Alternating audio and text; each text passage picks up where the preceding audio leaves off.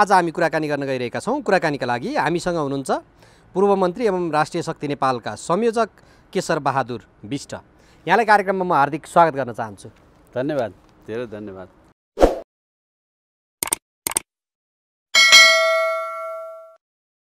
यो विज्ञप्ति अहिले जुन शुभकामना सन्देशमा जारी भयो, यसको ड्राफ्ट गर्ने बेलामा केही सल्लाहहरू भएको थियो? नै, त्यस्तो किन हुनु पर्यो र? आज उहाँबाट जे आयो नि त्यो त देशको वास्तविक मर्म आएको होइन र? कि उहाँले बोलेका भनेका कुराहरू होइन, यो चाहिँ त भएको भन्दा बढ्ता भनेको छ, यसमा अतिशयोक्ति भयो, यस्तो होइन। हुन्छ नि कति कुराहरू यो चाहिँ त के, अब राजाले पनि दरबारमा बसेर जनताको कुरो केही अतोपतो बुझ्नु छैन, के छैन, त्यसै जे मन लाग्यो भन्दै आएर छ। के छ भने भन्नुहोस् न। हामीले पनि माया गर्नुपर्ने कुरो के हेर्नुहोस्। यो चाहिँ जसपाका सङ्घीय परिषदका अध्यक्ष पनि हुन्। अब उनले चाहिँ के भने ट्विट गरेर भने, राज संस्था बिनाको प्रजातन्त्र टिक्दैन भन्नु, जनतालाई तातो बरफ वा सिंहसहितको खरायो खोज्नु वा देशलाई द्वन्द्वमा धकेल्नु हो। देशप्रतिको जिम्मेवारी हो भने, जनताप्रतिको जिम्मेवारी हो भने चुपचाप गणतन्त्र स्वीकार्नु पर्यो भनेर बोल्दै आएन नि फेरि। यही त भन्छु, यो नेपाली जनताले ल्याएको चिज भए उनीहरूले भनेको कुरा ठिकै हुन्थ्यो होइन। त्यो नेपाली जनताले ल्याएको चिज होइन। नेपाली जनताले व्यवस्थामा परिवर्तन खोजे, नेपाली जनताले व्यवस्थामा परिवर्तन खोजे। हाम्रो यो राष्ट्र बनाउने हाम्रो जिम्मेवारी हो, हामीले बनाएको हो, मेरो पुर्खाले बनाएको हो। तर यो जनताको नाश हो तपाईँहरू भन्नुहुन्छ भने मैले त असल उद्देश्यको निमित्त यो काम गरेका थिएँ। तपाईँहरूलाई चित्त बुझेन, मैले नासो फिर्ता गरेँ भनेर फिर्ता गरे होइन र? हो, पत्रकार सम्मेलन गरी फिर्ता गरे। पत्रकार सम्मेलन गरेर फिर्ता गरे हो नि। त्यति मात्रै होइन, विश्वभरिका राजाहरू हट्दाखेरि, शासनबाट हट्दा कि राजा भागेका छन्, कि राजाले देशको सम्पत्ति बोकेर पलायन भएका छन्, विदेशमा कता कता कता टापु किनेका छन्, कि राजा मारिएका छन्। अनेक अफगानिस्तानबाट त राष्ट्रपति नै भागाभाग भएका छन्। यो देशको परिवर्तन, जनताको नासो, मैले जनतालाई चाहिँ नि सुम्पेँ, मलाई बस्ने एउटा बास देऊ भनेर बस्ने यस्तो राजा तपाईँ दुनियाँमा कहीँ खोजेर पाउनुहुन्छ? त्यो राजा हो, म त भन्छु त्यो भगवान हो। यो मुलुक र माटोप्रतिको त्यस्तो समर्पित मान्छे हतपति पाइँदैन। यही कुरा म यसो भनौँ, पोल्ने कुरा त हेर्नुहोस्, मलाई पनि पोलेको छ। त्यसो भएर त म यतिका कराइरहेको छु। नभए म किन कराउने? म पार्टी होइन, राष्ट्रिय शक्ति नेपाल यो कुनै पार्टी होइन। यो भोलि यो परिवर्तन गरेर मेरो पार्टीको सरकार र शासन बनाउँछु भनेर मैले गरे होइन। मेरो यसरी शासन बन्दा पनि बन्दैन। देश डुब्न लाग्यो है भन्ने चिन्ताले पोलेर न गरे हो। तपाईँलाई पोल्या छ, उसले पोल्या छ, उसले पोल्या छ, सबैलाई पोल्या छ। त यो पोलेको कुरा चाहिँ नि यस्तो छ है भनेर हो। एउटा अभिभावक, प्रजातान्त्रिक अभिभावक, संरक्षक राष्ट्र प्रमुख चाहिएको भने यही हो, संस्था चाहिएको भने यही हो। तपाईँ बिचरा यो हाम्रो विद्यादेवीजी बिचरा भन्छु म, nice person, she is a nice person, उहाँ राम्रो मान्छे हुनुहुन्छ। मलाई यसमा उहाँको व्यक्तित्वप्रति केही पनि उठ्दैन। तर दुर्भाग्य के भयो भन्दा ओलीले उठ भन्दा उठ, बस भन्दा बस गरिदिनु भयो। बिहान 1 घन्टामा लगेको चाहिँ नि त्यो विधेयक तपाईँ 15 मिनटमा चाहिँ पास गरेर फर्काउनु भयो। अब यसमा उनीहरू के भन्छन् भने, जस्तो 21औं शताब्दीमा पनि वंशको आधारमा राजा स्वीकार्न पर्ने भन्दा सबैले साझा एकताको प्रतीकको रूपमा राष्ट्रपति स्वीकार्दाखेरि राष्ट्रपतिले भोलि गल्ती गर्दाखेरि जनताले चाहिँ नि हटाउन सक्छन्, त्यहाँ विरोध गर्ने हक रहन्छ। जब वंशवादमा जान्छ त्यहाँ त विरोध गर्न पाइँदैन, चुप्प बस्नुपर्छ, संविधानभन्दा माथि हुन्छन्। हिजो 47 सालको संविधानबाट त्यस्तै थियो भन्छ नि। त्यो कुरै भएन नि।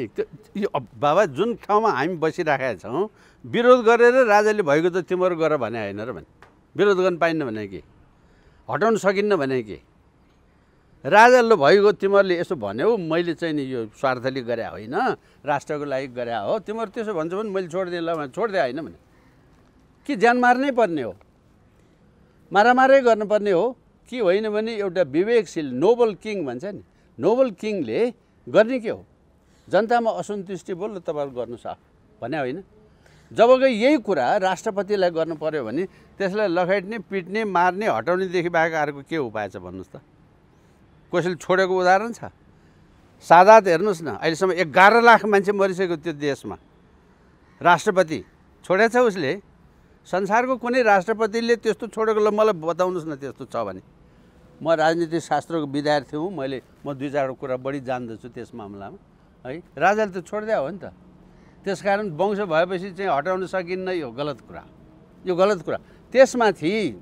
त्यसमाथि राजाले अहिले भने के हो त्यो हिजोको वक्तव्यमा राजसंस्था नेपाल, सुन्नुहोस् है, नेपाल यो कुरा राजाले अहिले भने होइन र राजाले मात्रै भने होइन, मैले त यसभन्दा अगाडि पनि भनेको छु। यी कम्युनिस्ट भन्ने जतिले यदि मनमोहन अधिकारीलाई मान्दछन् भने, मनमोहन अधिकारी एउटा स्टेट्सम्यान हो भने मनमोहन अधिकारीको भाषण त यिनीहरूले त सुनेकै होला। म एउटा विपक्ष राजनीतिको मान्छे हुँदा पनि यो कुरा सुनेको छु कि कम्युनिस्टले राजा मान्दैन, तर नेपालको लागि हाललाई राजा नभई हुँदैन। यो मनमोहन अधिकारीले भने होइन भने, यो सुनेको छैन उनीहरूले। उसले सबैभन्दा मानेको, जसको नाममा रोटी पकाएर खाइरहेछ, जसको श्रीमती राष्ट्रपति भइरहेछ, त्यो मदन भण्डारीको भाषण के हो? मदन भण्डारीले सार्वजनिक उनको नाम चलेको विश्व प्रसिद्ध भाषण के हो? राजा तिमी चुनाव लड्न चाहन्छौ भने सिरपेज फोकालेर मैदानमा आऊ, म तिमीसँग चुनाव लड्छु, होइन भने देशको राजा भएर बस्छौ, हामीलाई आपत्ति छैन। त्यसो भने होइन कि होइन कि मैले नयाँ कुरा भनिरहेको छु कि यहाँले नयाँ कुरा सुन्नु न है। एउटा त्यो त्यति मात्रै होइन, अलिकति देशको माया गर्ने, चाहे त्यो मदन भण्डारी होस्, चाहे मनमोहन अधिकारी होस्, चाहे बिपी कोइराला होस्, प्रजातन्त्र बिनाको नेपाल र राजा बिनाको नेपाल रहँदैन। यो बिपीले भने होइन र है। त्यसकारण राजा नरहे प्रजातन्त्र रहँदैन, प्रजातन्त्र नरहे राजा रहँदैन। यो पनि बिपीले भने होइन र। राजाको गर्दन तल, मेरो गर्दन माथि, यो बिपीले भने होइन र। अनि त्यो बिपी भने को त भन्दा, साँच्चै भन्नुहुन्छ भने आजन्म जेल बस्या मान्छे है। त्यो राजाले नयाँ कुरो के भनेको छ र? त्यो त सम्झाएको मात्रै हो। अब यसो गर्दा तपाईँले अघि भन्नुभएको एकजना महापुरुष, जेल बसेर निस्किनु भएको, भ्रष्टाचारमा जेल बसेर निस्किनु भएको मान्छेले अहिले यस्तो वक्तव्य दिन्छ, वाह राजाले चाहिँ यस्तो गर्ने, मानौ कि ऊ हो देशको मुख्य सञ्चालक भनेर। त्यस्तो मान्छेहरूले बोल्न अलिकति असजिलो, लाज मान्नु पर्दैन। यो अर्को, यो पढे लेखेको भनेको डाक्टर, नेपालको संहिता स्विजरल्यान्डको जस्तो हुनुपर्छ भनेर आर्टिकल लेख्ने मान्छे यही गोर्खाली डाक्टर होइन भने के भनेको यो मान्छेले? राजाले देश बनाउनको निमित्त गरेको यस्तो असल वचनलाई समेत बडा धम्कीपूर्ण हिसाबले तँलाई चाहिँ खबरदार भने जस्तो गरी यो गरिरहेछ यो बाबुराम भट्टराईले। को यो मान्छे? कसले बुझाएछ यसलाई? नबुझाएछ यसलाई? रात दिन कसको पैसा खाएर यिनीहरू यो कुरा गरिरहेछन्? त यस्तो निर्लज्ज निर्लज्ज र यो नङ्गापनको चाहिँ पराकाष्ठा जो भएको चाहिँ अब यो खप्न सकिँदैन। हेर्नुहोस्, नेपाली जनताले अब राजाले यति कुरा भनिसकेपछि यो दसैँ तिहार पछाडि अब सारा नेपाली जनता सडकमा उभिनै पर्छ। अब तपाईँले खोज्या के प्रजातन्त्र खोज्या हो भने प्रजातान्त्रिक हुनुहोस्, कमसेकम यो यो यो प्रधान न्यायाधीशको नियुक्तिको प्रधानमन्त्री मानेर नै हिँड्नुहोस्। तपाईँले खोज्या के हो? प्रजातन्त्र खोज्या हो, लोकतन्त्र खोज्या हो। अनेक थोक त भन्नुहुन्छ लोकतन्त्र भने क्या हो? जनताले त सुख र समृद्धि खोजेका छन्, जनताले अरू कुरामा चासै राखेका छैनन्, तर जनताको चासो अनुसारका कुनै पनि राजनीतिक दलले काम गरिदिएनन्। उनीहरूमा एउटा निराशा मात्रै आयो। बिल्कुल प्रयत्नसम्म पनि भएन क्या होइन। तपाईँको भने के भने अब यो त विकृतिको पराकाष्ठाको नाम नै शेरबहादुर देउवा हो। संसद खरिद बिक्री यिनीहरूले सुरु गरे। यी ठुल्ठुला हवाईजहाजका काण्ड यिनकै पालामा भयो। एउटा पाला 33 किलो सुन भयो, अर्कोको पालामा त्यो बालुवाटारको काण्ड भयो। कुन चाहिँ प्रधानमन्त्री? हेर्नुहोस् त, यस्तो हिजोको व्यवस्थामा पनि यस्ता काण्डै काण्ड थिए भन्छ नि। हो त, थियो त, कारबाही थियो नि। मेरो भने यही त थियो त। मान्छे भएपछि चीनमा भ्रष्टाचारीलाई यो मृत्युदण्ड हुन्छ, त चीनमा भ्रष्टाचार छैन? छ नि। खालि सिस्टमले नै भ्रष्टाचार गर्ने गराउने हो या समाजमा चोर त छ नि, त त्यो चोरलाई पक्रिने हो। त तपाईँ जति चोरलाई पक्रिने मेकानिजम बलियो बनाउनुहुन्छ त्यो देश, त्यो ठाउँ, त्यो समाज शीतल हुन्छ, शान्त हुन्छ, बलियो हुन्छ। तर त्यहाँ चोरै नहुने त्यो चाहिँ होइन। अब ठुला मान्छेले घुस नखाने बित्तिकै देशको भ्रष्टाचारको 50% ऊ गइगयो।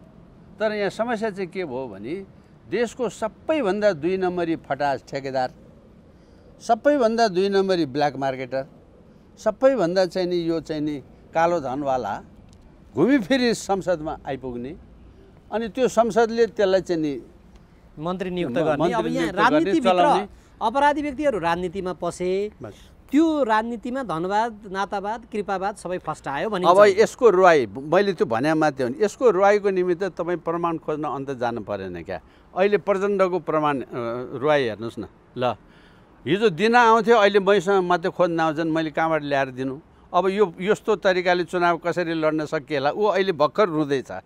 शासकीय स्वरूप र निर्वाचन प्रणाली परिवर्तन गर्नु पर्यो संविधानको अब ऊ प्रधानमन्त्री भए चाहिँ यसको रुवाई छैन। पैसा उसले जहाँबाट पनि ल्याउँछ, लुटेर ल्याउँछ, पिटेर ल्याउँछ, नभए छापेर ल्याउँछ, के गरेर ल्याउँछ, ब्याङ्क लुटेर ल्याउँछ, सहकारी लुटेर ल्याउँछ, 96वटा लुट्या हिसाब पनि छैन, बुझाउनु पनि पर्दैन, नक्कली क्यान्टोनमेन्टको हिसाब बुझाउनु पनि पर्दैन, भन्ठान्या छ। यो गलत हो, भन्ठान्या छ। त्यसो हो, हिसाब नबुझाइ दुनियाँमा कसैले सुख पाएको छैन। प्रचण्डजीले हिसाब तयार पारेर राखे हुन्छ बुझाउनलाई। अहिले त्यही राडी रुवाई हो।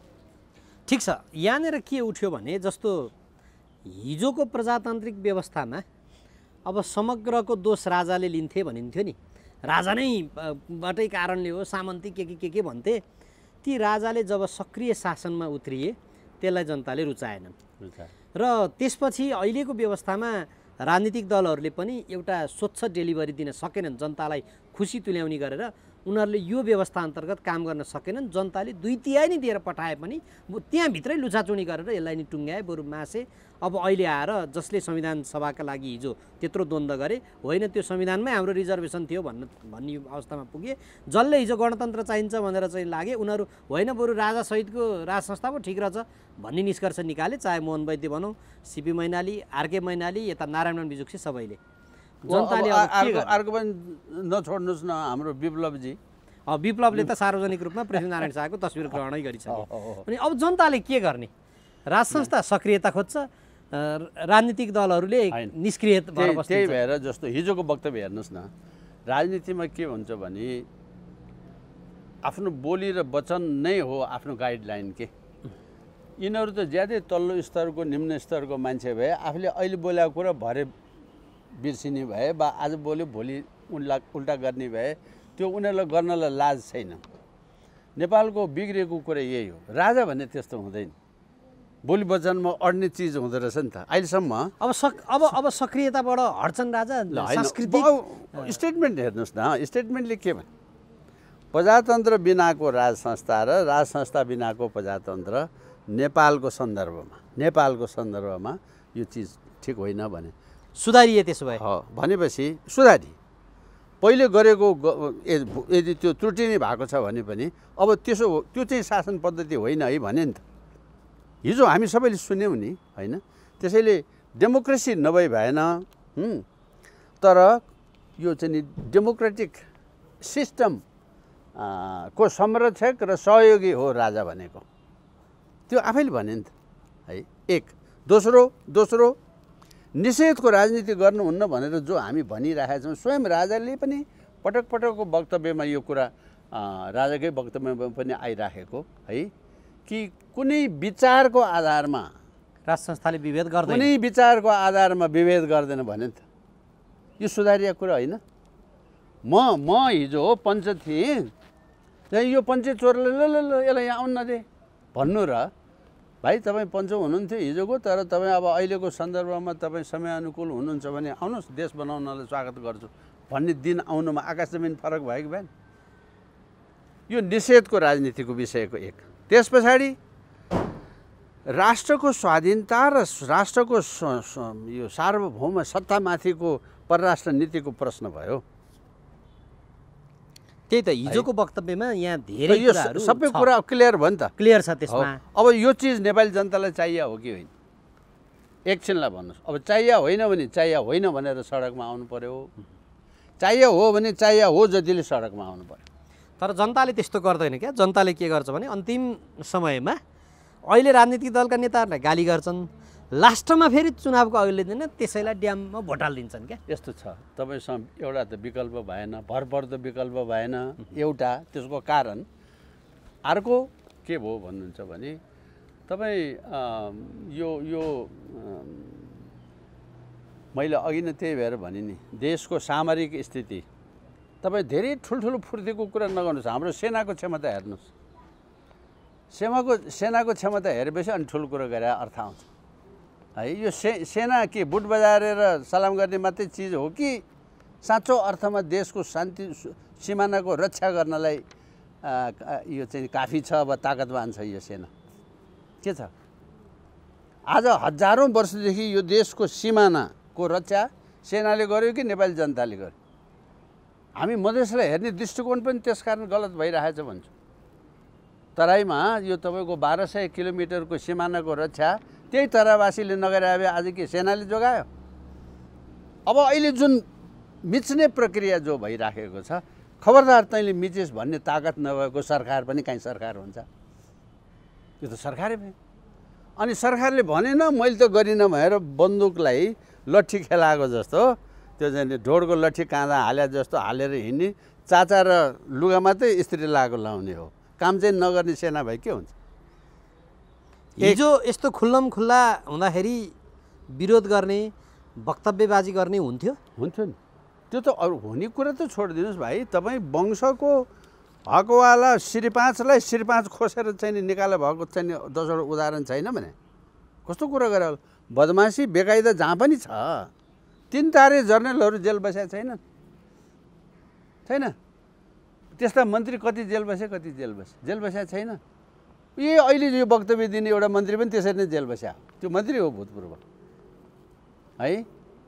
यति अरब पैसा खायो भनेर एउटा उसामा बसेर गैर जिम्मेवार कुरा गरेर त्यो बाबुराम भट्टराई उसलाई रिस उठाएको बेलामा प्रचण्डलाई कसलाई उसको जलस्रोतको प्रोजेक्टमा खायो भने के त्यो गफ गरेर जेबाते भन्न पाइन्छ? यदि त्यो सत्य होइन भने त यसलाई त्यो झुटो कुरा गरे बाबत लगाएर किन जेल नहालेको? म भए हालिदिन्छु जेल। ले मान्छेको इज्जतमा प्रतिष्ठामा मन परेको कुरा गर्न पाइन्छ? यहाँ त जे मन लाग्यो त्यो गर्ने हैसियत। तपाईँले खाएको छ भने पनि तपाईँ जेल जानु पर्यो। तपाईँ नखाएको इमान्दार असल मान्छेलाई मैले खायो भनेको छु भने म जानु पर्यो जेल। ल चेपाची गर्न पाइन्छ?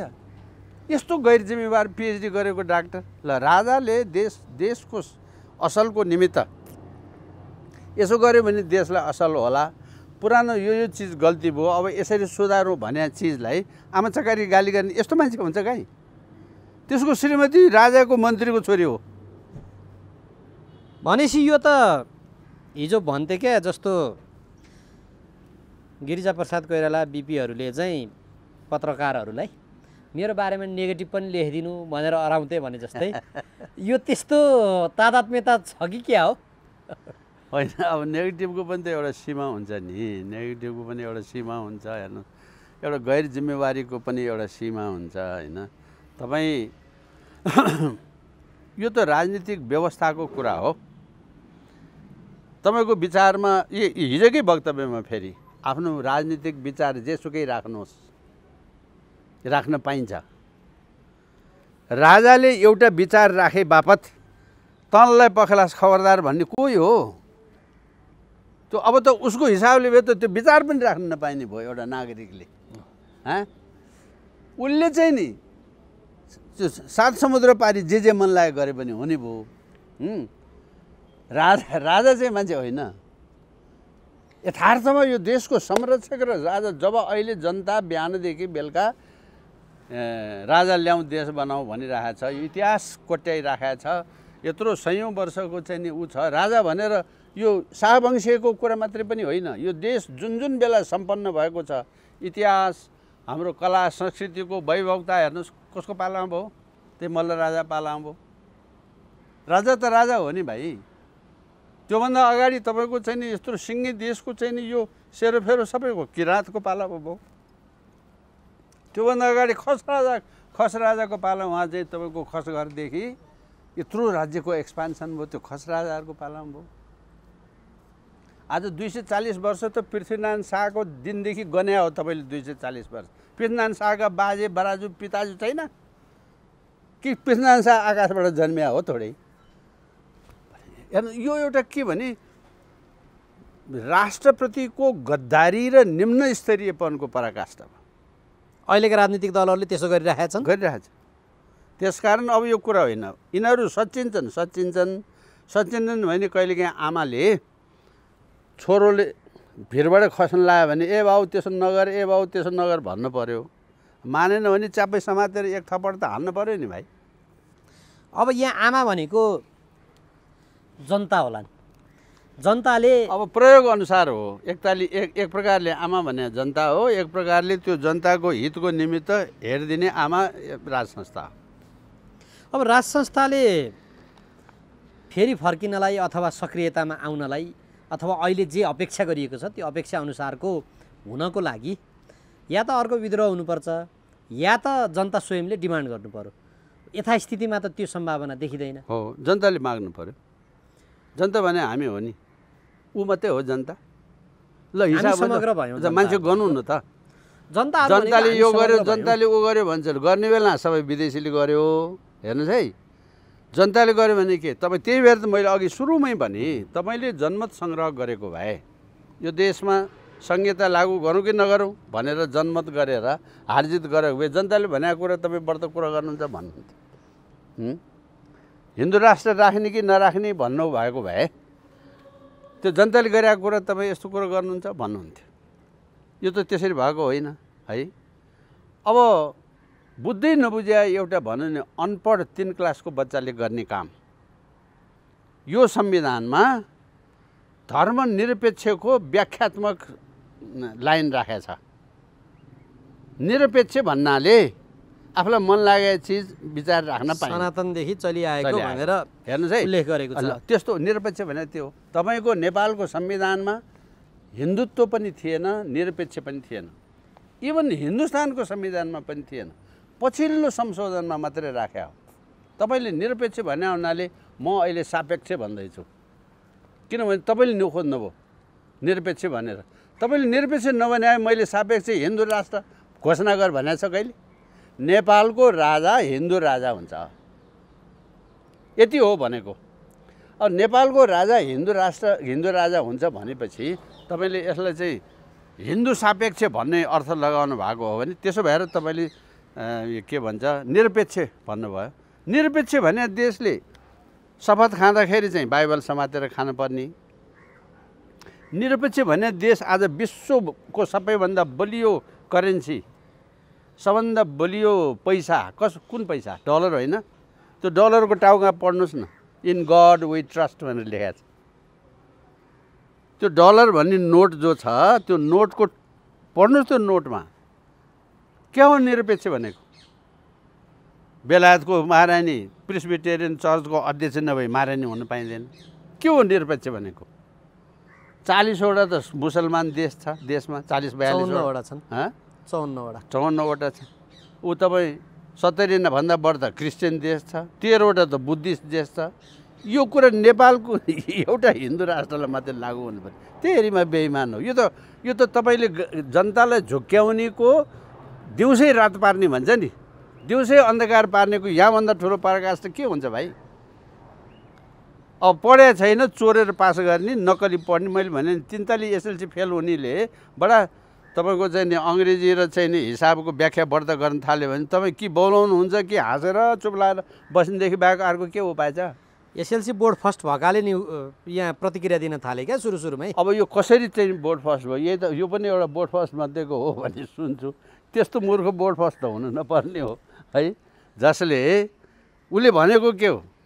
नेपालको संहिता स्विस मोडलमा हुनुपर्छ भने ल च्यालेन्ज गरौँ, बहस गरौँ।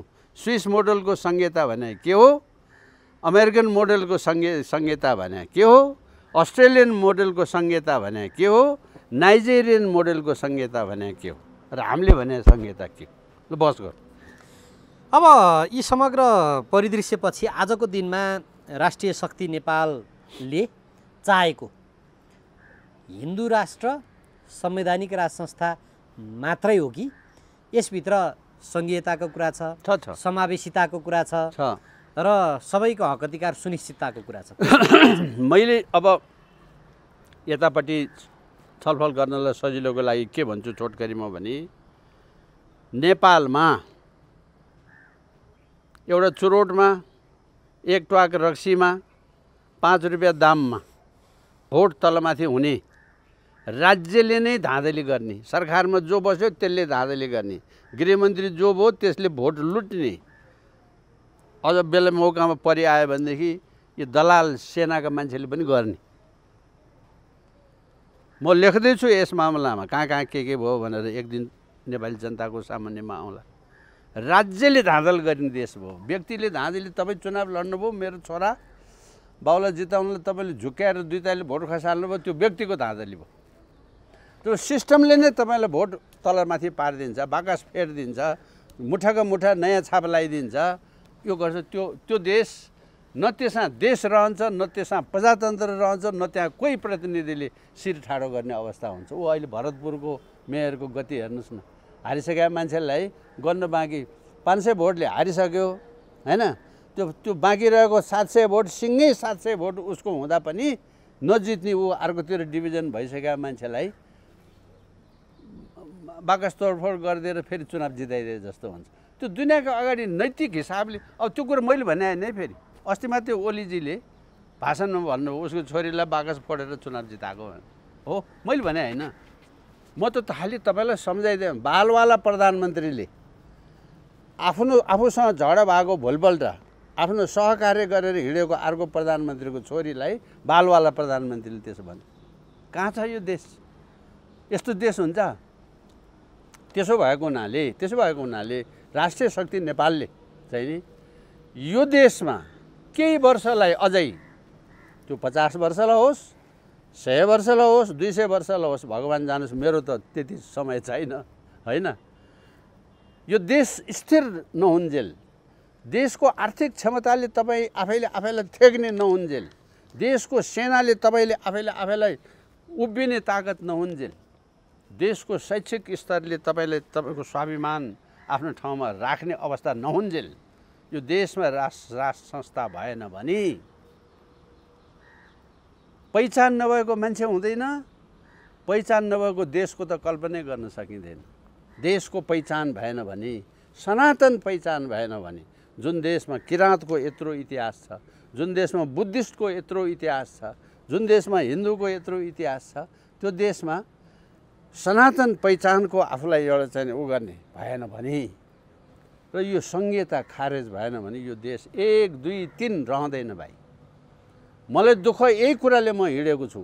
मलाई दुःख यसैमा छ कि मेरो जीवनकाल जति बाँकी छ त्यति भित्रै नै देश नरहेको अवस्था पो मैले हेरेर जानुपर्ने हो कि भन्ने पिरले म यो यसमा लाग्यो। म कुनै दलमा लागे होइन, यो अभियान दल होइन। पाउनुहोस् है, म चाहिँ तपाईँको यो कुरालाई मौका भयो मलाई यो भन्नलाई।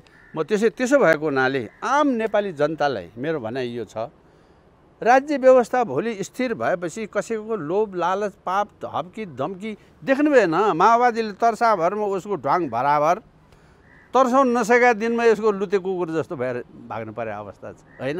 अहिले फुर्ती गरे, फुर्ती मात्रै हो नि। यस्तो यो फुर्ती त माका फुई भन्छ नेवारीमा, यहाँ उसमा गरेर बाँदरले कनाउँछ नि, त्यसलाई माका फुई भन्छ। यस्तो माका फुईमा आइसक्यो ऊ त, हाँसो हो यो, जोक हो।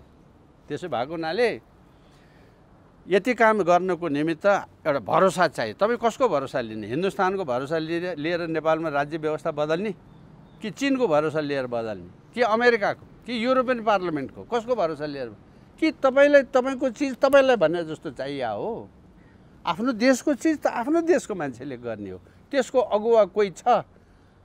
सबै धागोलाई सूत्रमा उन्ने ताकत भएको, सयौँ वर्षदेखि म यो विभेद गर्दिनँ भनेर उही अरू किन यो प्रचण्डले कुरा बुझ्यो भने गिर्जाबाबुकै पाला हो भनेदेखि त हलेरीमा उहाँ सुइकिसक्नु भएको थियो नि।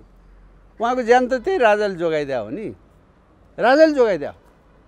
अब राजासँग बसेर सल्लाह गरेछन् 5 बुधे राजा, सल्लाह गरेकै हुन्। यो विषय पनि यो 5 बुधे कहाँबाट आयो त होइन भन्ने ताकत राख्नुहोस् न। तर बोलेको छैन नि फेरि त्यही त राजा हो। स्वयंले पनि बोल्दैनन् त्यो र त राजनीतिक अब दलहरूले दिन नि बोल्दैनन् आयो नि। बाहिर मात्र आइरहेछन् होइन, सत्तामा। अब एउटा पक्षबाट यो कुरा आएपछि त अर्को पक्षले चाहे अर्को तहले नै किन नहोस् उसले प्रतिकार गरोस् न, भन्नुहोस् न कि जसले संवैधानिक गरेको राज संस्था उसले चाहिँ बेला बेलामा वक्तव्यबाजी गरेर हिजोका सहमतिमा सम्झिन आग्रह गर्छु मात्र भन्छन्, तर हिजो यो सहमति थियो खोइ भन्दैनन् नि। होइन, यो यस्तो हो, त्यो त अब समयले ल्याउने कुरा हो। जस्तो भनौँ न, हिन्दुस्तानमा गएर सहमति चाहिँ नि उसले राजा फ्याँक्ने सहमति गरे होइन नि, निरङ्कुश राजतन्त्र नराख्ने भने हो। अब निरङ्कुश राजतन्त्र नराख्ने भनेको राज संस्थै फ्याँक्ने भने त होइन। यहाँ के भनेको छ यो 5 बुँदेमा? राज संस्थालाई निरन्तरता दिने भनेको छ। त्यो त तीसँग गाँसिएको त्यो वचनबद्धता हो नि, होइन? त्यो वचनबद्धता हो। त्यो उनीहरूले त्यो वचनबद्धतामा गद्दारी गरेका छन्। नेपालको राजनीतिक दलहरूले गद्दारी गरे कि विदेशीहरूले यसमा खेलिदिए त? दुइटै। यहाँका उसलाई छिमेकीसँग आफ्नो घरको छिमेकीसँग झगडा गरेर विदेशी निम्ताउने जस्तो बेइमानहरूले गर्दाखेरि तपाईँको बुझाइमा त्यसो हो भने गणतन्त्र जनताले ल्याएको कि विदेशीले? विदेशीले ल्याएको हो भनेदेखि त राजतन्त्र फेरि विदेशी मार्फतै आउनुपर्ने होला। हो, त्यही नहोस् भनेर हो यो हामी कराइराखे। विदेशी मार्फत ल्याउनु लैजानु, एकपटक यो ल्याउनु अर्कोपटक यो ल्याउनु, यो गलत हुन्छ है। मैले त्यसो भएर नेपाली जनताले, म यतिका वर्षदेखि किन कराइरहेको छु, नेपाली जनताले गर्नु पऱ्यो। आउनुहोस् सडकमा। म बारम्बार अहिले होइन 50औं सभामा म यही काम गरिरहेको छु। मैले त्यसरी धाक लाउन त मिल्दैन, तर हामी राष्ट्रिय शक्ति नेपालले जति यस्तो देशभरि मेचीदेखि महाकालीसम्म साना ठुला होइन 50जनादेखि लिएर 20,000 25,000सम्मको यो सबै धन्दा त हामी गरिरहेछौँ नि। यो कुनै स्वार्थले गरिराखेका होइन। मान्छेको जीवन भने त हेर्नुहोस्, यो चाहिँ के भने संस्था हो नि, ठुलो कुरा। अब यहाँ समस्या कस्तो भने हिजो 59-60 सालतिर म 10 कक्षातिर पढ्दाखेरि त्यहाँ रत्न पार्कतिर विरोधहरू हुन्थे। 100-150-400 जति मान्छेहरू हुन्थे त्यहाँ। दैनिक हुन्थ्यो, हरेक दिन 4 बजेपछि विरोध भइरहेको थियो। अहिले राज संस्था चाहियो भन्नेहरू टुक्रा टुक्रामा छन्, एउटै मालामा छैनन्। उनीहरूले ठाउँ ठाउँमा कोण सभा गर्छन्, 100-150 मान्छेहरू हुन्छन्, ती एकै ठाउँमा पनि छैनन्, विरोध पनि भइरहेको छ।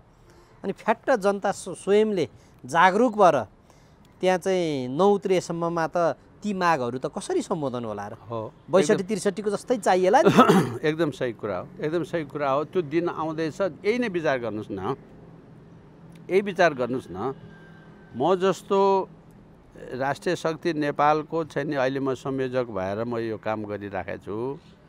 हामीले अहिलेसम्म ललितपुरको मङ्गलबजारमा होस् अथवा काठमाडौँको बसन्त, यो भने इन्द्र चोकमा होस्, तपाईँको अन्नपूर्ण थानमा होस्, यो चाहिँ काठमाडौँको कोर काठमाडौँको मुटुमा गरिने काम है।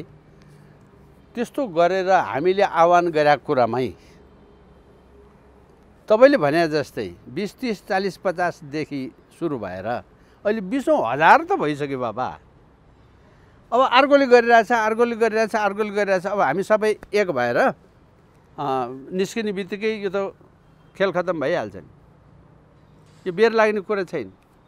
अहिले त्यो आउँछ त्यो दिन। काङ्ग्रेससँग 8-10 लाख सक्रिय सदस्य छन्, माओवादीसँग त्यस्तै होलान्, एमालेसँग त्यस्तै होलान्। तिनले त स्वीकार्दैनन् नि फेरि। त्यति त होइन, कसले स्वीकार्दैन भने आजको दिनको नेपाललाई भन्नुहुन्छ भने 18देखि 20,000 मान्छे जो दैनिक यो राष्ट्र चुसेर खाइरहेछ।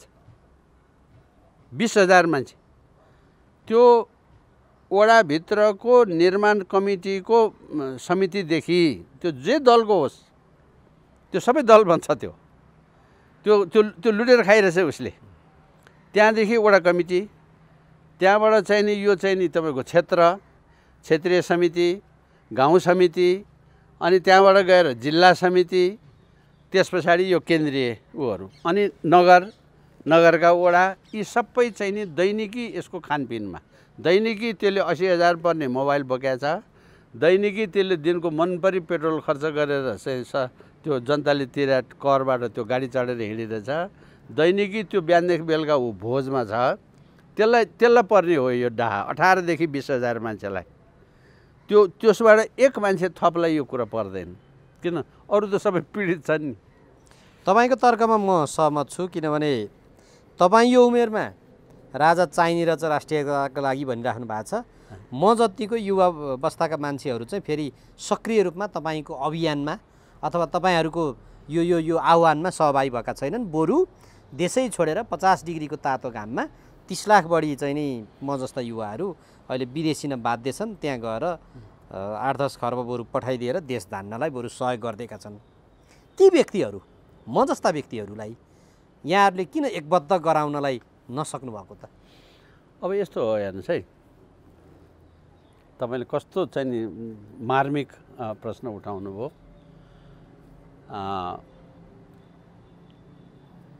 म भनेको मेरो जीवनको लामो सबैभन्दा बढी समय चाहिँ नि शिक्षामै खर्च भयो। म 6 पटक मन्त्री भएँ, म 5 पटक शिक्षा संस्कृति मन्त्री भएँ, 5 पटक। अहिले यसरी भन्दाखेरि तपाईँहरूलाई सुन्दै आश्चर्य लाग्छ होला।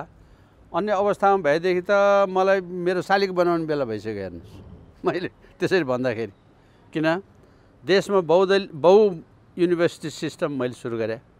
यद्यपि राजा वीरेन्द्र फेरि यो भाग आफ्नो ठाउँमा छ है। बेला बेला कहिले मरिचमान, कहिले सूर्यबहादुर प्रधानमन्त्री, म उहाँहरूसँग काम गरेँ मैले त्यो आफ्नो। तर शिक्षा मन्त्रीको नाताले भन्नुहुन्छ भने बहु विश्वविद्यालय प्रणाली मैले सुरु गरेँ। नत्र त्रिभुवन विश्वविद्यालय मात्रै थियो। आज काठमाडौँ युनिभर्सिटीबाट या संस्कृत विश्वविद्यालयबाट, पोखराबाट, पूर्वाञ्चलबाट, केबाट देशको जनताको निमित्त एउटा अभूतपूर्व सेवा पुगेको छ भने त्यहाँ कतै न कतै केशरबहादुरको अंश छ। एक, यो देशको शिक्षकहरूले पुरा तलब कहिले पनि खान पाउँदैन थिए। कर्मचारी सरहको त कुरै छाडिदिनुहोस्, आज घरको आँगनमा बसेर आँगनको आँगनमैबाट एकपटक सरुवासम्म पनि नभइकन त्यो मरिसकेर उसको श्रीमतीलेसम्म पनि पेन्सन पाउने व्यवस्थामा त्यो बसेर जो खाइरहेछ नि त्यो शिक्षकले, त्यहाँ कहीँ न कहीँ केशरबहादुरको अंश छ। यो मैले गरेँ। म त शिक्षा प्रणालीको विषयको कुरा गर्दाखेरि यो जुन तपाईँको चाहिँ नि यो प्राइभेटाइजेसन र उसको कुरा यो पनि मैले गरेँ। तर जे लक्ष्य र उद्देश्यले यो काम गरियो आज यसको विकृतको पराकाष्ठमा त्यो पुगेको छ। त्यति मात्रै होइन, देशको त्यति बेला 5 विकास क्षेत्र, 5 विकास क्षेत्रमा टेक्निकल एन्ड ट्रेड स्कुलको स्थापना मैले गरेँ। के मात्रै गरेको छैन मैले। किन भन्नुहुन्छ भने तपाईँलाई म एउटा दर्दनाक कुरा सुनाउँछु प्लिज। मैले अहिले ठ्याक्क मलाई मिति याद भएन, नेपालमा यो त्रिशुलीमा 20 मेगावाटको बिजुलीको पहिलो ड्याम बन्यो। अब त्यति बेला चन्द्रज्योति 500 वाटको उहाँ थियो। त्यसपछि ठुलो भने यही त्रिशुलीको होला, यो इन्डियन सहयोगबाट बनेको। एउटा जाबो gas welding, house wiring, house plumbing, बाटो ग्राभलिङ। तपाईँलाई याद छ त्यति बेला देखाइ पनि छैन होला तपाईँले त, तपाईँहरूको उमेरले। त्यो ढ्वाङमा एउटा हातभरि खुट्टाभरि पन्जा र बुट लगाएको मान्छेले ढ्वाङमा तातो अलगट्टा हालेर वहीँ यसरी अलगट्टा छरेर यो सडक बनाउँथ्यो है। यो त गिट्टी, त्यो भने हातको ढुङ्गाले कुटेर, हातले कुटेर गिट्टी बनाउँथ्यो। त्यसरी बनाएर त्यो त्रिशुलीको ड्याम र विद्युत बनाउँदाखेरि 10,000 इन्डियन प्राविधिक, त्यो पनि लोएस्ट लेभलको। हाम्रो नेपाली भनेको भरिया मात्रै हो, चौकीदार मात्रै हो, भाँडा माझ्ने मात्रै हो। विदेशमा गएर हामीलाई बहादुर भन्यो भनेर हामीलाई चित्त दुख्छ। अब गरेको काम त्यही छ। तपाईँ ढोके पाले यही हो तपाईँको हैसियत। तपाईँसँग क्षमता छैन, स्किल छैन, हातमा कुनै किसिमको सिप छैन, अनि तपाईँ हुने के? अहिले पनि विदेशमा गएर त्यो धनी देशमा जाँदा पैसा बढी कमाउनुहुन्छ, त्यो आफ्नो ठाउँमा छ।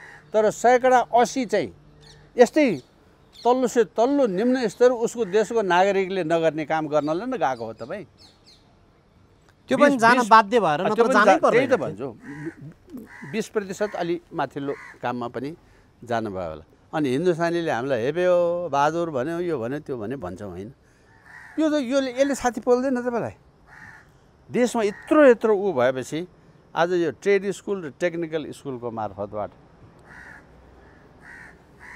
वेल्डिङवाला आज हामीले विदेशबाट ल्याउनु पर्दैन मान्छे, प्लम्बिङवाला, योवाला अहिले मास स्केलमा यो कुराहरू आइरहेको छ। त्यति मात्रै होइन, वर्ल्ड ब्याङ्क र एसियन डेभलपमेन्ट ब्याङ्कबाट राजा वीरेन्द्रको प्रत्यक्ष निगरानीमा म शिक्षा मन्त्री भएर सिङ्गो पूर्वाञ्चललाई 8 क्लास 10 क्लाससम्म पढेको बच्चाहरूलाई स्किल दिनु पर्यो हातमा। त्योभन्दा अब हायर एजुकेसनमा जानेहरूलाई त्यो ओपन त सबैलाई ओपन हुनु पर्यो। जो जे क्षमताको छ त्यसलाई त्यो दिनलाई यो अरुण तेस्रो प्रोजेक्ट देशले त्यसरी बनाएको प्रोजेक्ट। हाई टेन्सन कतिको लानु पर्यो, बाटो कत्रो बनाउनु पर्यो, त्यहाँ त्यस्तो राष्ट्रले बनाउन ला प्रोजेक्टलाई समेत खबरदार यो काम गर्न पाइन्न, तिमीले पैसा दिन पाउँदैनौ, तिमीले पैसा दियो भने हामी विरोध गर्छौँ भनेर चिठी लेख्ने यही माधव नेपाल होइन भने सार्वजनिक छ नि त यो सबै कुरा एकातिर। किनभने राजाले दरखास्त हालेको त्यो दरबारको त्यो खटपालमा बिन्तीपत्र हालेको मलाई प्रधानमन्त्री बनाइदिनुहोस् भनेर राजाले प्रधानमन्त्री बनाएन। हेर्नुहोस् है, त यिनीहरूको नकचरोपनको एउटा पराकाष्ठा। अनि त्यो चाहिँ गरेर विदेशीलाई आखिर यत्रो व्यवस्था 30 वर्ष ढिला भएर 4 लाख मान्छेले काम पाउने कुरा।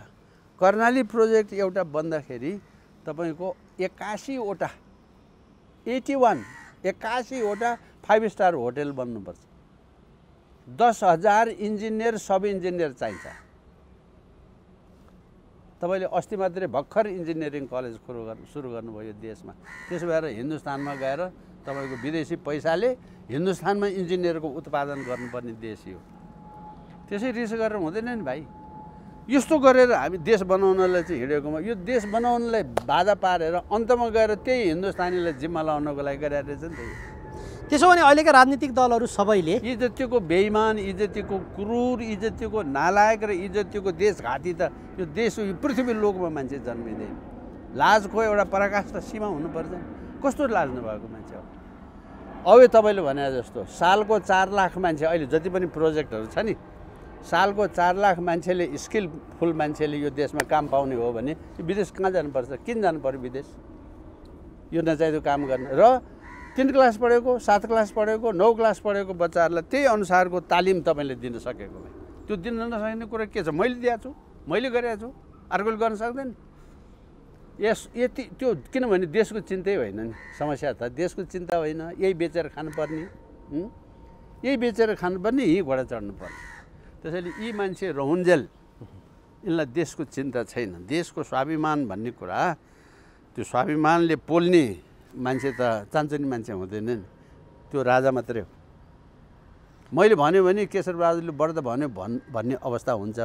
राजा भने यो नेचुरल गिफ्टेड चिज हो क्या, यो राजाले भन्न सुहाउँछ। त्यसो भएको हुनाले हेर्नुहोस्, अरू एक कुरा केही पनि होइन। व्यक्ति राजा भन्ने कुरा त अब राजा जोसुकै अब अहिलेसम्म 13 पुस्ता भइसक्यो नि त। त्यसो भने पुस्ता त बदलिन्छ नि। कसलाई लिएर आउने त राजाको रूपमा लिएर आउँदाखेरि? अहिले त राजा ज्ञानेन्द्र ल्याउने कस्तो कुरा गरेर कसलाई भन्ने त सवालै छैन नि। यो त सवालै नगर्नुहोस्। यो यहाँ एक थरी निस्किया छन् फेरि अर्का बुजुर्गहरू, बाजे हुन्न नाति चाहियो भन्नेहरू। नाति त उसै बाजे पछाडि नाति भइहाल्छ नि। त्यस्तो यो देश भाँडा भने यस्तो कुरा हो। उहाँले 5 वर्षको उमेरमा राजा भएको, उहाँले पटक पटक भाषणमा बडो भावुक भएर भने पनि छ कि 5 वर्षको मान्छेले हडताल गरेर सिरपेच लागेको हो। राजा ज्ञानेन्द्र पहिलोपटक राजा भयो, ल यो कस्तो यो त 5 वर्षमा राजा भयो, त्यो उसको दोष कि मैले चाहिँ मलाई राजा बनाउनु बना, नभएदेखि म चाहिँ हडताल गर्छु, आमरण अनसन गर्छु भनेर सिरपेच लागेको हो। कस्तो कस्तो सिल्लीहरू एउटा विचार गर्ने एउटा तपाईँको बेसिक हुन्छ नि कुनै कुराको है। त्यही त यहाँ सबैले विभिन्न थरी चाहिँ नि व्यक्तिलाई ल्याउनु पर्छ भनिरहेको भएर भनेको हो। न यो त यो कृतज्ञ कुरा गैर नियम। तपाईँ नियम मिच्नलाई उताउलो हुनुहुन्छ भने अनि तपाईँले नियम चाहिँ मिच्न पाइने, मैले चाहिँ मिच्न नपाइने, त्यस्तो हुन्छ। अब ठिक छ, यो के भन्छन् भने जस्तो एउटा उखान छ, एकले थुकी सुकी 100ले थुकी भने नदी हुन्छ भन्छन्। यहाँ सयौँ संस्थाहरूले वकालत गरिरहेका छन्। ती फरक फरकमा छन् क्या। ती सबैको सेन्टर पोइन्ट टार्गेट राज संस्था भन्ने छ। राज संस्थाले चाहिँ ती सबैलाई मेरो लागि यसले काम गरिरहेको छ यो है भनेर हिजोको वक्तव्यले सम्बोधन गर्न खोजेको हो। अब मेरो विचारमा त्यसलाई मात्रै होइन, आम नेपाली दाजुभाइ दिदीबहिनीलाई पनि एक प्रकारले आह्वानै गरे हो। देशभक्तिको भावना योग्य समयमा प्रस्फुटित भयो भनेर। भयो भने किनभने मोहन वैद्यले नि भने, नारायणमान बिजुक्सेले नि भने, त्यो कम्युनिस्टहरूले पनि अन्तिममा आएर राज संस्था नै चाहियो भन्नुको के तुक होला त यहाँ चाहिँ? यो चाहिँ नि यो के भन्छ, राजभक्ति भन्दा पनि यो राष्ट्रभक्तिको कुरा हो कि। तपाईँले एकछिनलाई उनीहरूले हेर्ने आँखा कस्तो भन्नुहुन्छ भने खराब मध्येको पनि कम खराबलाई हेर भन्छ है। मलाई चाहिँ राजाले हेर्ने भने चाहिँ असल मध्येको असलले हेर्ने, त्यही चिजलाई तपाईँले उल्टा पारेर हेर्नुभयो भने सबै खराब छन्, बरु कम खराब जो हो त्यो गर। अहिलेको हिसाबमा प्रचण्डभन्दा, देउवाभन्दा, ओलीभन्दा राजा कम खराब। तपाईँ यसरी तर्क गर्दा पनि भयो, यो उनीहरूको तर्क हो है। And they are also right in many सेन्समा यो कुराहरू हो। किन आफूलाई चित्त नबुझेको कुरा जस्तो मनमोहन अधिकारीले भन्नुभयो नि त, राजा चाहिन्छ भन्नु भएन उहाँले, हाललाई राजा चाहिन्छ भन्नुभयो। कस्तो मजाको कुरा। हाल भने कहिले, कति दिन? अब 2 घन्टालाई भने कि 2 वर्षलाई भने कि 200 वर्षलाई भने? हाल भने के हो? उनीहरूको बोल्ने र भन्ने तरिकाको स्टाइल हेर्नुहोस् न। उसले मदन भण्डारीले राजभक्ति नै गरे हो भन्ने स्टाइल हेर्नुहोस् न कि न्यु खोज्याबे सिरपेज खोलेर चुनाव लड्न आऊ, होइन भने तिमीलाई हामीले राजा मानेकै छौँ भने कि मैले राजा मानेको छु भने हो नि, त्यो अर्थ त होइन। तर तपाईँको प्रस्तुति त्यो अब हामी भए त्यसरी भन्दैनौँ। खालि तपाईँको त्यो जुन संस्कार र जुन स्कुलिङमा हुनुहुन्छ नि तपाईँ, त्यसमा भर पर्ने कुरा हो कि यो। तर समष्टिमा तपाईँले भनेको कुरो सही हो।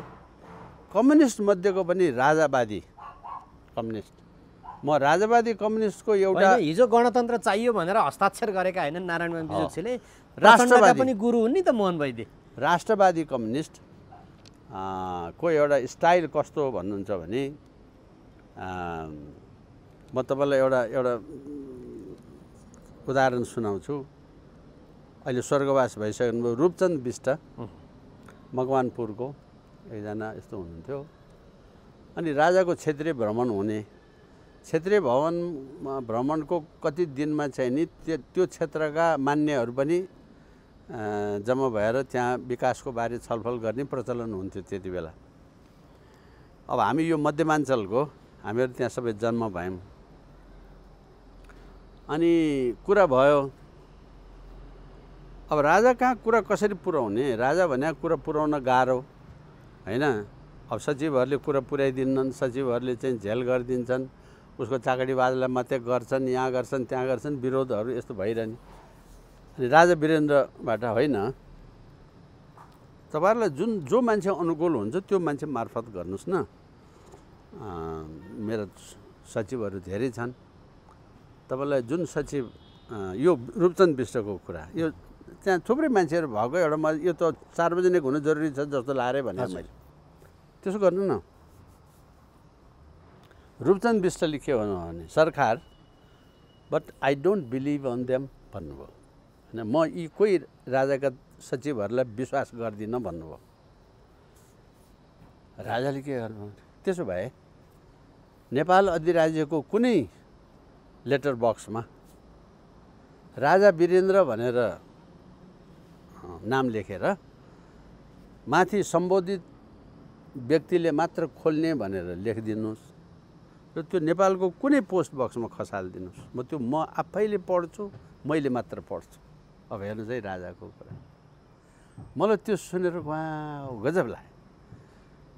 अब मान्छेले सोझे जे पाए त्यही सचिवको विषयमा बोल्न नै आँट गर्दैन थिए, उसले बोले यो सचिवहरूको मलाई चाहिँ नि यो यस्ता सचिवहरू भनेर सचिवको अब त्यो जहिले पनि भइरहन्छ, अहिले पनि छ, त्यो सधैँ भइरहन्छ। अनि जो मन लाग्छ त्यसको पक्षबाट आऊ न भनेर भन्नुभयो राजाले। I don't trust, I don't believe on them. म यो कुनै सचिवलाई पत्याउँदिनँ, किनभने उनी त अलग धारका मान्छे। पञ्चायतभित्र फेरि यहाँनिर एउटा यस्तो कुरा छ, पञ्चायतभित्र बहुदलीय व्यवस्था माग्ने मान्छेहरूमध्ये उहाँहरू। अब यहाँ अहिलेका सिल्लेहरूले पञ्चायतमा बोल्नै पाइँदैन थियो, भन्नै पाइँदैन थियो, यस्तो भन्छ। यो बाबु उदाहरण छ त्यहाँ 8 जना 10 जना चितवनको हाम्रो यो के अरे भीमबहादुरजी,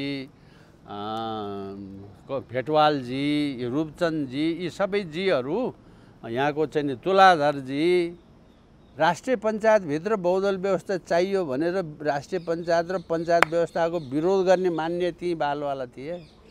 पञ्चायतमा बोल्न पाइन्न, बोल्ने भने कि अर्कालाई आमा चकारी गाली गर्ने मात्रै बोल्ने हो र होइन। म अहिले यसमा जान चाहन्न, तर त्यसो भने राजाले चाहिँ त्यो जनतासँग साक्षात्कार हुने र जनतासँग नजिक हुने, जनताको मन र जनताको भावना राजाले कति बुझाएर छ ल हिजोको वक्तव्यबाट हेरौँ। म जुन कुरा रात दिन कराइरहेको छु भनिरहेको छु, आखिर राजाबाट आएको वक्तव्य पनि त त्यही हो नि। मलाई खुसी लाग्नु त्यो स्वाभाविक हो, किनभने म ठिकै कुरा भनिरहेको छु है। अब पेट पोल्ने कस्तो मान्छेहरूलाई भयो, पेट पोल्ने कस्तो मान्छेहरूलाई भयो भने हिजो राजाको पालोमा जेल बसेर जेल सजाय खाएको, भ्रष्टाचारमा जेल बसेको मान्छे अब अहिले यत्रो प्रजातन्त्रको दुहाईको गफ गर्न लाग्यो। हेर्नुहोस् है, अब अर्को त्यत्रो चाहिँ नि ऊ भएको चाहिँ प्रधानमन्त्री भएको मान्छे यस्तो तुच्छ तल्लो से तल्लो तहको, त्यो उनको श्रीमतीको बाउ राजाको मन्त्री, राजा महेन्द्रको मन्त्री। यहाँ फेरि त्यो त्यो त्यो विवेक भन्ने चिज पनि नरहेको हुन्छ। बाउले भएपछि छोराले गर्नुपर्छ भन्ने छ, तपाईँ यो पनि अर्थ लगाउनु। तर त्यहाँनिर कहीँ न कहीँ तपाईँ आज यति बोल्न सक्ने क्षमताको यति हैसियतको हुनुभयो, तपाईँले चाहिँ लुटेर पनि छोराछोरीलाई विदेश पढ्न पठाउनु भयो है। यहाँ चाहिँ नि जनवादी शिक्षा लागू गर्ने भएर तपाईँ किताब च्यात्न थाल्नुभयो। जनतालाई तपाईँले के बनाएको रहेछ? 6 क्लास 7 क्लासको बच्चालाई बन्दुक बोक्नलाई तपाईँले लिएर हिँड्नुभयो। लाखौँ लाख मान्छेलाई आज त्यो 40-45को उमेरको मान्छेको भयो, त्योसँग त्यसले माटो छोएको छैन, त्योसँग सिप छैन, त्यसले गर्न केही पनि जान्दैन। लुट्न मात्रै जानेछ, खान मात्रै जानेछ, मोज गर्न मात्रै जानेछ, त्यो सेक्सुअल परभर्सनमा छ। अब त्यसलाई त्यो नमरुन्जेल यो देशले पाल्नुपर्ने छ। माओवादीले पालोस् त ताकत भएदेखि। बिगार्ने उही होइन, उही हो कि होइन भन्नुहोस् त? बिगार्ने हो त्यो। उसले मैले के बिगारेँ भन्ने कुराको त्यसलाई बोधै छैन, ज्ञानै छैन। तपाईँलाई आज 2टा प्लम्बर चाहिएको छ, त्यो 2टा प्लम्बर चाहिँ नि भागेर विदेश जानुपर्ने छ यहाँ काम नपाएर। यहाँ बसेर काम गर्ने चोर छैन, त्यसको खोलमा मकै छ त्यो खोसेर खाइदिउँ, यति मात्रै छ। त्यो 2 हल गोरु हुने मान्छेलाई सामन्त भन्ने, 2टा भैँसी हुने मान्छेलाई सामन्त भन्ने, दसैँको लागि 2टा खसी घरमा पाले मान्छेलाई सामन्त भन्ने, त्यो बुद्धिका मान्छे र त्यो कम्युनिस्टले देशलाई उन्नतिको शिखरमा पुर्याउँछ भन्ने यस्ता उडन्ते गफ सुनेर पत्याएर हिँड्न मिल्छ? यो त उडन्ते गफ। म त रात दिन त्यही देखिरहेको छु। अब नभएकोलाई हुने पार्ने शिक्षा, नभएकोलाई हुने पार्ने यहाँको तर्कमा सहमत भएँ, तर प्रश्न के रह्यो भने फेरि पनि जनताको समृद्धि अन्तिम चाहना हो। हामी कार्यक्रमको अन्तिममा पनि छौँ। अहिले जनताले के खोजेका छन् भने समृद्ध नेपाल सुखी नेपालीका हिजो जुन नारा लगाइए त्यो नाराको कार्यान्वयन भएको भएदेखि जनतामा एक किसिमको यो निराशापन छाउँदैन थियो। हिजो राजा भएर पनि त्यो पाइएको थिएन, बरु गणतन्त्रले दियो भन्ने हुन्थ्यो होला। तर गणतन्त्र भएर पनि पाइएन, हिजो राज संस्था हुँदा पनि त्यो पाइएन। जनता चाहिँ कहाँ जाने? पिल्छ्या भयो क्या? अन्तिम प्रश्न यो। यसमा मेरो के भन्नु छ भने कुनै पनि युवा उमेरको ठिटा घरकोलाई उसको सबैभन्दा पहिले विद्रोह कोसँग हुन्छ भन्दा उसको आमा बाउसँग हुन्छ। 15, 16, 17, 18 वर्षको मान्छे कम्युनिस्ट भएन भने त्यो मान्छे नै हुँदैन थियो। कम्युनिस्टै हुनुपर्छ उसले, किनभने उसलाई आमाले पकेट खर्च दिँदैन भने जति। बाउले चाहिँ नि यो नगर भन्छ त्यो नगर भन्छ, उहाँ ठिटीसँग सिनेमा हेर्न जान ठिक्क परे बेला बाउले गोरु जोन जा भन्छ। ल मिल्यो कहीँ? यस्तो बाउको चाहिँ कुरा सुनेर चाहिँ हाम्रो बल्ल बल्ल फकाएको ठिटीसँग सिनेमा हेर्न जान लागेको, त्यो जान नपाइने भयो। विद्रोह भयो कि भएन? तपाईँ जस्तो कम्युनिस्ट कहाँ पाउने खोजेर? यहाँ काठमाडौँमा यो अहिले त्यति बेला हेर्नुहोस्, यो देशैभरिबाट यहाँ आएर काठमाडौँमा कम्युनिस्टको नाटक गरेर अनि काठमाडौँभित्रकै नेवारको छोरीलाई बिहा गरेर काठमाडौँको नेवारको ज्वाइँ भएर अहिले आएर चाहिँ नि सबै समृद्धिको कथा कोसँग छ, लुटको धन कोसँग छ, घरको ठुल्ठुला कुरा कोसँग छ भने त्यही हिजो उतैतिरबाट यहाँ आएर बसेर काठमाडौँकोले गन्ने होइन, डेरामा बस्नु छ होइन। अब अनेक थोकको लागि पैसा चाहिन्छ, पैसा छैन, बाउले उताबाट घरबाट पैसा पठाउने होइन, गोरु जोतेर त्यति पैसा आउँदैन। अब यहाँ अड्ने कसरी? बिक्ने जति एक थरी बिक्ने, एम्बेसीको खाने जति अर्को थरी खाने, अनि यही भूमिगतका नाममा उसैको छोरी बोक्ने हिँड्ने। त्यही बोकेका छोरीहरू होइन अहिले यो सबै थोक ऊ भएको।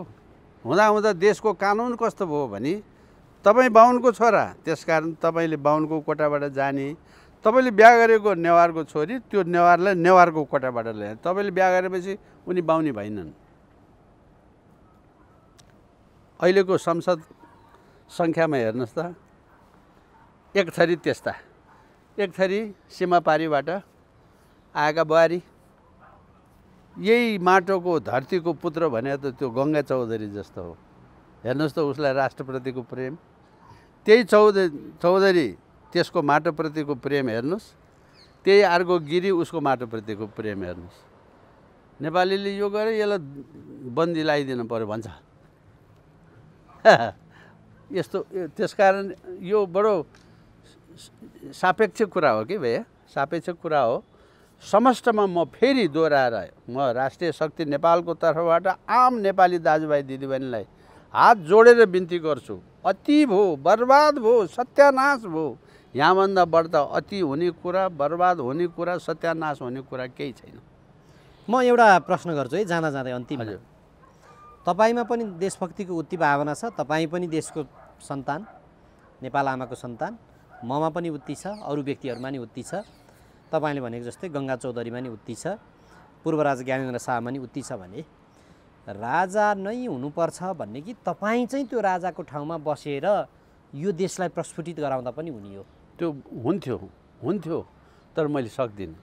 बोकाले दाइँ हुँदैन, दाइँ गर्नलाई गोरु नै चाहिन्छ, रहर लाएर भएन।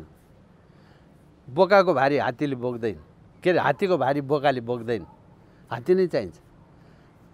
भारी ठुलो छ, बोका प्यारो, यसैलाई बोकाइदिउँ भनेर बोकाको ढाड भाँचिदिनुहुन्छ, मलाई भन्नु भने चाहिँ त्यो ढाड भाँच्ने हो। मबाट यो हुने भए त यही विद्यादेवीबाट हुन्थ्यो नि, रामवरणबाट हुन्थ्यो नि, यत्र प्रधानमन्त्री 3 पटक 4 पटक 5 पटक भएका प्रधानमन्त्रीहरूबाट हुन्थ्यो नि। आज यो दुर्गति हुन्थ्यो? दुनियाँमा कहीँ यस्तो व्यवस्था होला जो 5 पटक प्रधानमन्त्री हुनु भने त 25 वर्ष प्रधानमन्त्री हुनु हो, तर यथार्थमा 6 महिना 5 पटक हुने को भएन। यहाँ सिङ्गल प्रधानमन्त्री को ओली भन्नुहोस्, यो पुष्पकमल दाहाल भन्नुहोस्, यो भन्नुहोस्, अब 5 वर्षको ठाउँमा 6 पटक प्रधानमन्त्री बनाइदियो हाम्रो देउवालाई, के हुन्छ? यो केही हुने हो। यसकारण आमूल परिवर्तन चाहिन्छ। यो संविधान गलत छ, यो संविधान फेर्नुपर्छ। सजिलो तरिकाले सहमतिले फेरिए राम्रो, नभए च्यात्नुपर्छ। त्यही च्यात्नको निमित्त सङ्गठन बनाउने अभियानमा छौँ हामीहरू। चाँडै हामी यसलाई च्यात्न सुरु गर्छौँ। हुन्छ, यहाँको तार्किक र महत्त्वपूर्ण समय र विचारको लागि म धन्यवाद र पुनः एकपटक विजया दशमीको हार्दिक मङ्गलमय मेरो पनि है। तपाईँको यो चाहिँ नि लोकप्रिय सञ्चार माध्यमबाट आम नेपाली स्वदेशमा हुनुभएका, विदेशमा हुनुभएका, विशेष गरी विदेशमा हुनुभएका नेपालीहरूलाई मेरो हृदयदेखिको बिन्ती छ, यसरी रोएर बाध्य भएर विदेशको यो चाहिँ नि उत्पीडन खप्नुपर्ने दिन कुनै दिन मौका पर्यो भने यो यहीँ हुन्छ। हाम्रो जतिको पृथ्वीले भगवानले आशीर्वाद दिएको देश संसारमा धेरै छैन। यो जतिको स्वर्ग कहाँ पाउनु? यस्तो स्वर्गलाई नर्क त हामीले बनाएको हो, यिनले बनाएको। यसलाई साँच्चीकै स्वर्गमा गयो भने देश छोडेर जानु पर्दैन, उयो पनि चिन्ता नगरौँ। र हामी अरूले गरेको भन्दा फड्केर धेरै काम गर्न सक्छौँ, त्यो क्षमता पनि छ। केही समयको निमित्त त यिनले गरेको लुट र बदमासीले नै यो देशको 2-4 वर्षको बजेट धानिने तहको अवस्था भइसक्यो। यहाँभन्दा बढी के हुनु? हस्, धन्यवाद।